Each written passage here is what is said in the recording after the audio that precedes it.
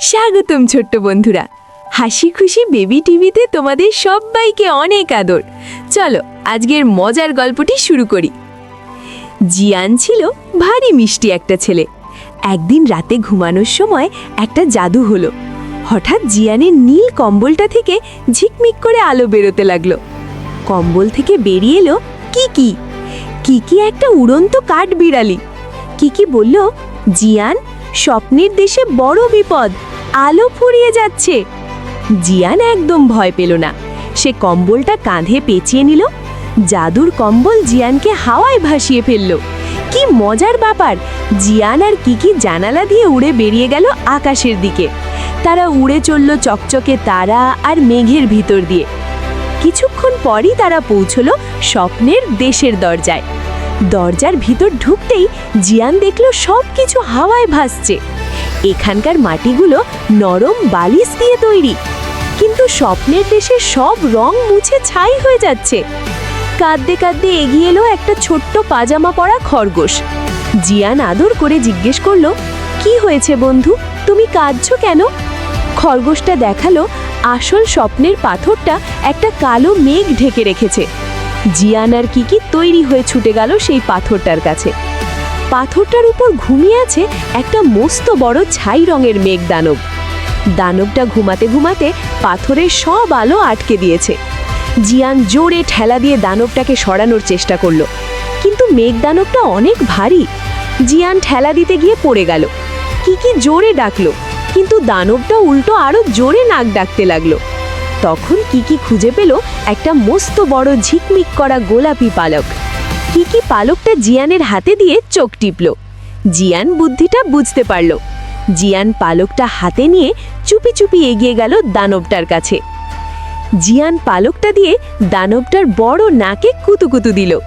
দানবটার নাক নড়তে লাগলো, কিন্তু সে ঘুম থেকে উঠল না। এবার জিয়ান দানবটার বগলের নিচের দিকে কুতুকুতু দিল। দানবটা ঘুমের ভেতরেই হিহি করে হাসতে শুরু করলো। হঠাৎ দানবটা জেগে উঠে হো হো করে জোরে হেসে ফেলল। হাসতে হাসতে দানবটা স্বপ্নের পাথর থেকে গড়িয়ে পড়ে গেল। দানবটার কষ্ট কেটে গেল, সে একটা সুন্দর রংধনু মেঘ হয়ে গেল। স্বপ্নের পাথর থেকে মস্ত বড় জাদুর আলো আকাশে ছড়িয়ে পড়ল। সেই আলো পুরো স্বপ্নের দেশে জাদুর ঢেউয়ের মতো ছড়াতে লাগলো।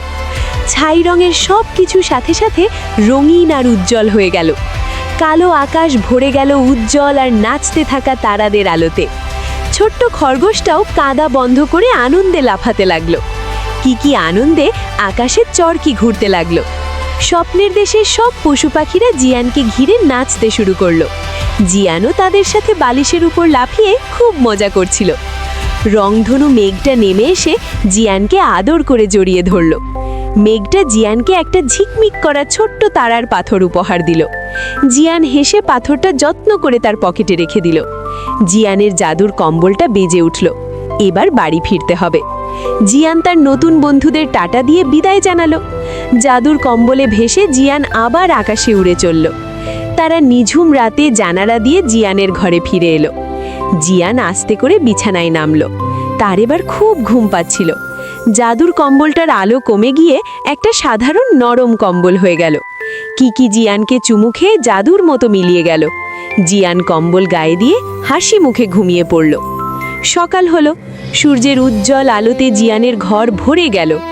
জিয়ান ঘুম থেকে উঠে খুশিতে আড়মোড়া ভাঙল। জিয়ানের রাতের কথা মনে পড়ল। সে তার পকেটে হাত দিল। পকেটে পাওয়া গেল সেই ঝিকমিক করে তারার পাথরটা। সেটা কি স্বপ্ন ছিল না সত্যি? জিয়ান পাথরটা বুকে জড়িয়ে খুশিতে হেসে উঠল। তো বন্ধুরা, আজকের এই মজার গল্প থেকে আমরা কি শিখলাম? আমরা শিখলাম কাউকে কাঁদিয়ে নয়, বড় হাসি দিয়েই সবার রাগ ভাঙানো যায়।